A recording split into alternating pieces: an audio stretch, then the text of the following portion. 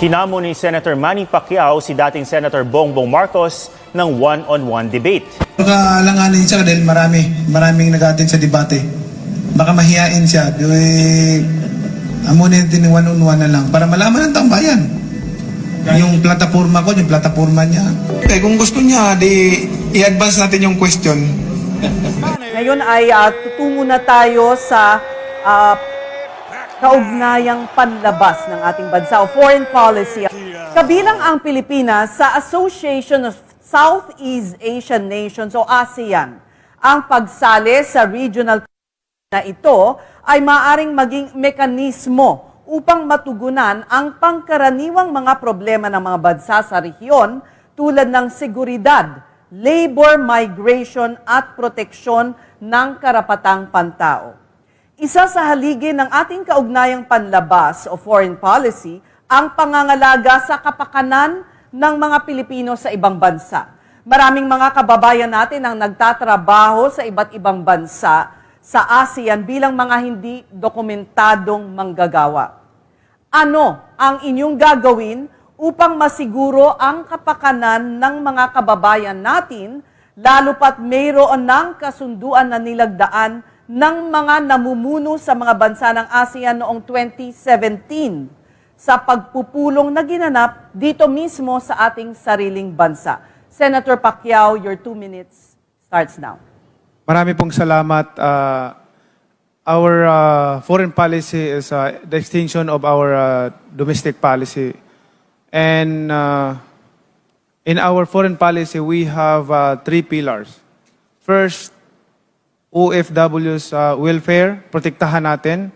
Nandiyan naman po yung Department of Migrant Workers. And then yung ipinasa nating batas na OFW Handbook. Second, yung independent foreign policy. We will be a friend to all nations and America's best friend. And also, third, we will not allow ourselves to be bullied by other country and not also even in our square ends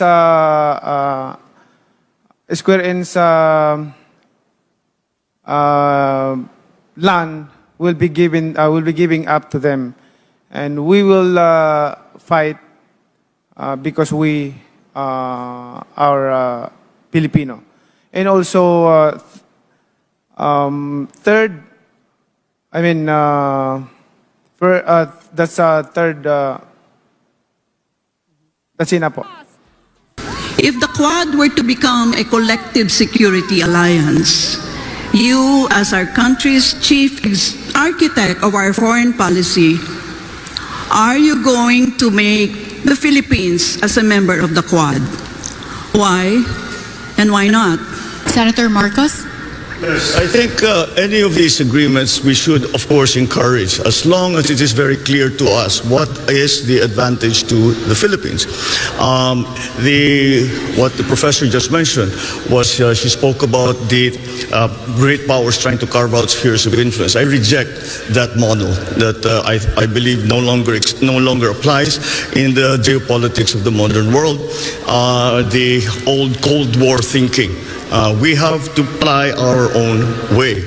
And so it really would depend on what is inside, what those agreements say that the Philippines will be doing and what those other partners of ours will be doing for the Philippines. And once again, because we shouldn't think of the old Cold War system, we should always think in terms of the fine line that the Philippines has to tread in all our foreign policy decisions.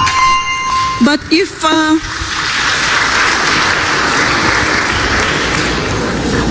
Mr. Marcos, if you reject the concept of spheres of influence, does that mean you're going to scuttle the Mutual Defense Treaty when you become President of the Republic?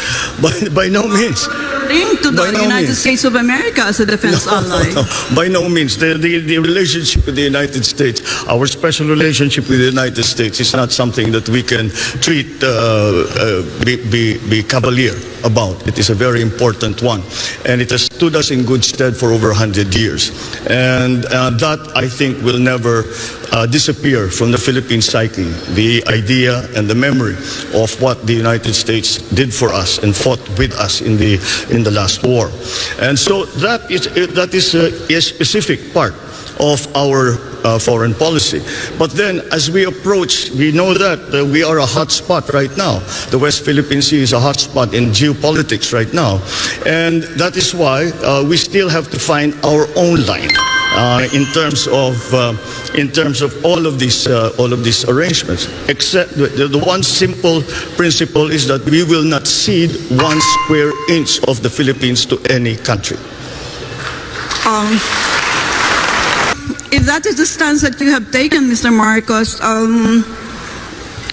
suppose you have a situation where China is trying to, take us in, embrace us within its sphere of influence. How would you react as our chief architect of our foreign policy? Once again, in terms of specifically to China, the correct approach still seems to be one of engagement.